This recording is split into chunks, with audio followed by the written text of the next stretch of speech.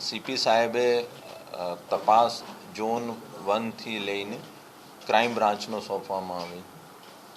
કાલે રાત્રે crime branch એનો કેસ કાગળ મળ્યા છે.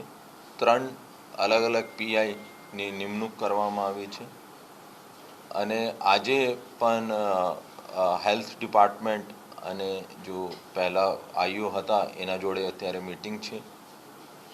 આરોપીઓનો પકડવા માટે એનો અગર લુકઆઉટ નોટિસ માટે જો 1-2 આરોપીનો પાસપોર્ટની ડિટેલ્સ છે એના માટે કાર્યવાહી ચાલી રહી છે અને બાકી 1-2નો મળ્યા છે તો એનો પણ લુકઆઉટ નોટિસ જાહેર કરવામાં આવશે.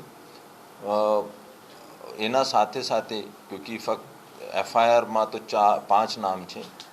મને લાગે છે કે એમાં અગર ઓર બી માણસો એમાં ઇન્વોલ્વ હશે તો એનો અટક કરવામાં આવશે. પ્રોફેશનલ રીતે હેલ્થ ડિપાર્ટમેન્ટ ક્યોંકિ એના વધારે એના પાસે ચેકલિસ્ટ હોય છે અને આ શું કાળજી અને ચેકલિસ્ટ હોય છે કે જ્યારે આપનો રિફંડ કરવાનો હોય ત્યારે આપનો એક ફોર્મ ભરવામાં આવે. હોસ્પિટલ તરફથી ઘણી બધી કાળજી લેવાની હોય, આ લીધી છે કે નથી લીધી.